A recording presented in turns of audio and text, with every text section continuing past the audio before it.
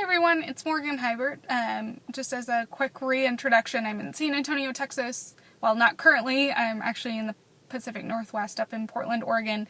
Since I'm an admissions counselor and have been on the road for the last month or so. So hence why I'm filming from the car today. But I met with Dr. Charles White, who's our Vice President for Marketing and Information Systems, and he is also a psychology professor.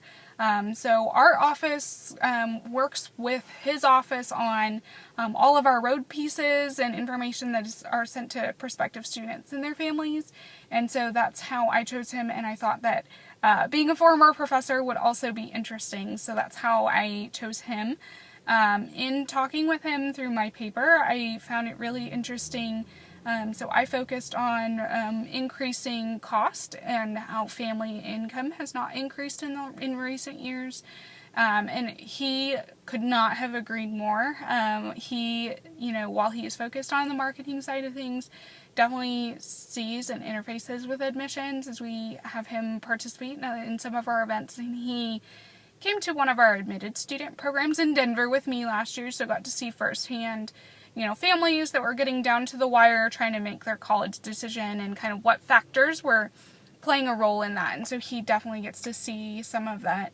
And hear some of that as he has college-going age children as well. So he was really supportive and agreed with that issue. But the other issue I brought up was increase in online course offerings.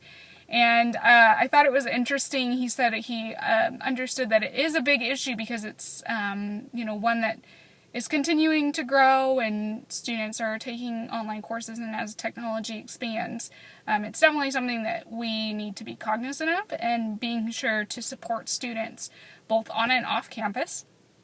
And finding ways to, make meaningful connections with students in an online format. One thing I did think was interesting, so we're a very traditional college, so we don't offer any online courses. Classes are Monday through Friday, 8 to 3. So we don't have any night or weekend classes either. Very traditional. And in talking with him, he took a couple of MOOCs, so the massive online courses, and he massive open online courses, and he took them just out of pure interest, and there were a few topics that he thought were interesting, and he said it was definitely very productive. And I know in my paper I mentioned that they can be useful for continued education on the job or things like that as well, that being one of the benefits of taking courses online.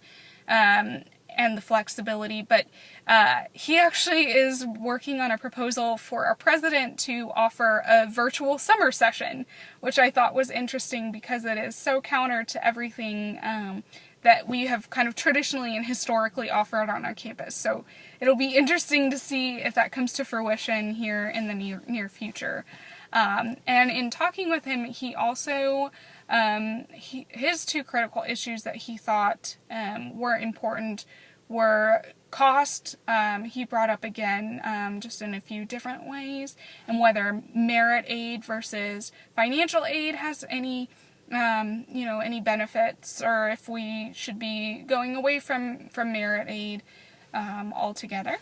And then the other one he brought up was tenure, and how professors that gain tenure, kind of the institution loses control, and they are kind of set for life, and whether or not that's a good thing or whether or not it's a bad thing.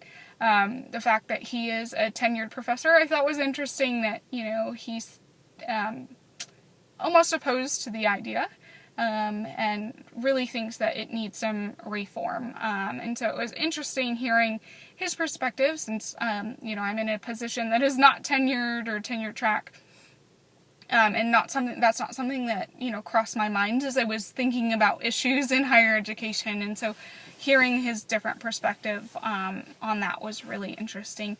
He also talked a lot about the information technology piece and how technology is an issue in higher education just because it constantly is updating, and how do we teach students on technology that, by the time they graduate, if they take the class as a freshman, technology is already out of date. So how do we continue to keep students up to date and our campus up to date? As programs and those things change, how do we continue to upgrade and keep the university in function during all those upgrades, and how technology has some kinks to work out, and things that are definitely relevant now as we're getting into the application processing seasons. A few takeaways that I thought were interesting. When I asked him about his interaction with student affairs, he talked a lot about communication, which we've seen over and over again in this course. And so, continuing to have conversation and collaboration between departments was something that he really valued, and thinks that there's definitely always room to grow on.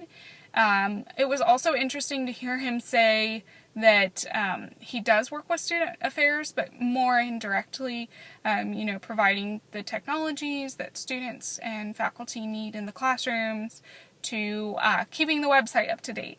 And so I think a lot of times when we think about student affairs, it's how do you directly support what I do? But I think we need to keep in mind that there are other services that the institution provides that do support the work that student affairs officials do that is more indirect.